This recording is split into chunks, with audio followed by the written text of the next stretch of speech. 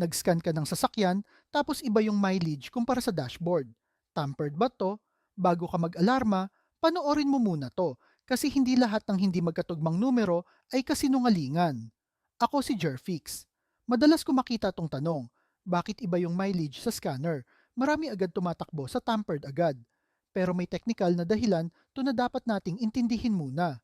Walang pangalan, walang drama, puro facts lang. Ang scanner, hindi yan basta nagbabasa ng number sa hangin, kumukuha yan ng data mula sa isang control module sa loob ng sasakyan. At ito yung key, depende sa sasakyan, hindi laging pareho ang module na tinatanong ng scanner kumpara sa nagpapakita sa dashboard mo. May mga sasakyan na iisang lugar lang nakastore ang mileage.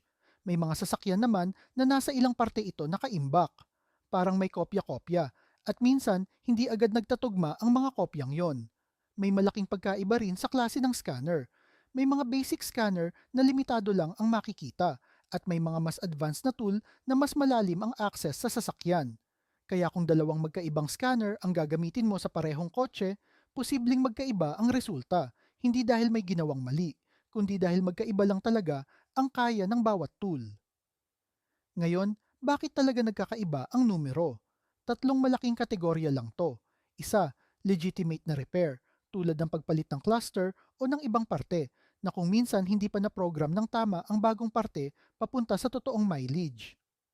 Dalawa, technical limitations tulad ng hindi pa na-sync ang datos sa pagitan ng mga parte ng sasakyan o basic lang talaga ang scanner na ginamit.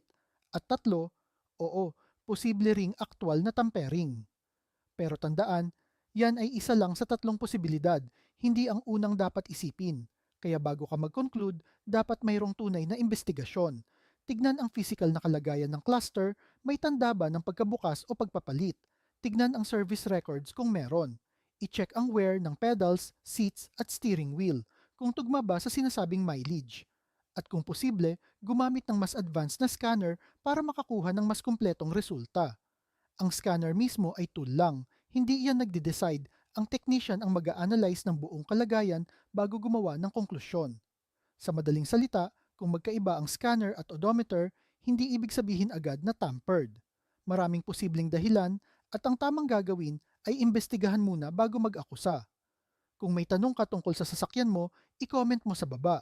At kung may natutunan ka, mag-subscribe ka para sa mas maraming totoong automotive content. Ako si Jerfix, hanggang sa susunod.